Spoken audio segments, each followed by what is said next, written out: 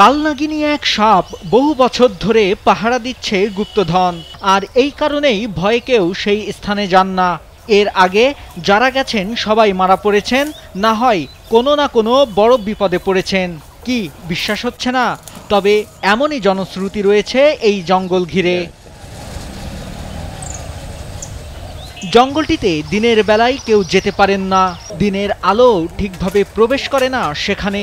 এলাকাবাসী বলছে জঙ্গলের মাটির নিচে আছে ধন সম্পদ সহ নানা ধরনের গুপ্তধন। সেই গুপ্তধন রক্ষায় পাহারা দিচ্ছে বিষধর সাপ। মানুষের মুখে শুনি যে ওই সাপে বলে ওই গুপ্তধনটা আনতে দেয় না, তাহলে যখন ওখানে আসন টাসন দেয় সাপ পোকামাকড় বার হয়ে ওই পদ্মা মাও দেয় তাকে ধ্বংস করবে, তখন ওরা ভয়তে ফকিরা চলে আসে।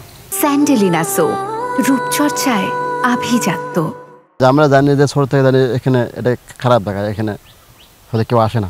আজ ছিল আমাদের একটি ফকির ছিল আত্মা, এখানে সাধন করে মারা গেছে।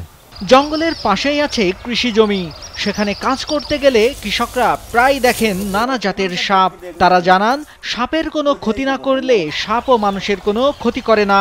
তবে কেউ গুপ্তধন নিতে গেলে বিষাক্ত সাপের ছোবলে প্রাণ হারান, যার কারণে মানুষ এখনো ওই এলাকায় যেতে ভয় পায়। এটা হচ্ছে পদ্মার আসন স্থান, এখানে নাকি পদ্মা থাকতো এবং এখান থেকে সব জায়গায় পরিচালনা করতো। আর এখানে সাপ সবসময় সাপ ওখানে থাকতো। এখনও অনেকের চোখে বড় বড় সাপ পড়ে। আমার মনে হয় ওগুলো হয়তো দেবতাটা হিন্দুদের ওই জিনটি নিয়ে এটা এগুলি হবে।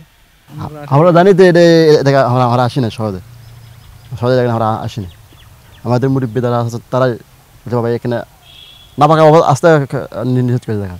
বগুড়ার কাহালু উপজেলার পাইকড় ইউনিয়নের জগির ভবন গ্রামের ঘটনা এটি।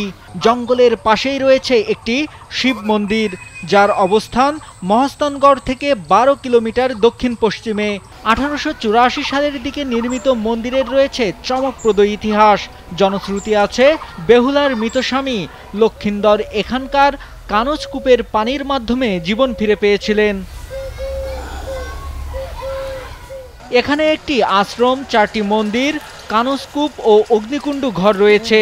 তবে অযত্ন আর অবহেলার কারণে জরাজীর্ণ অবস্থায় পড়ে আছে এই প্রত্নতাত্ত্বিক স্থাপনা। গ্রামটি শিব সন্ন্যাসী সম্প্রদায়ের নাথ গোষ্ঠীর বসতি স্থল হিসেবে সুপরিচিত। স্থানটি প্রায় 80 একর এলাকা জুড়ে বিস্তৃত। দুর্ভাগ্যজনক যে মন্দিরের দেবদেবীদের প্রতিমাগুলো এখন হারিয়ে গেছে।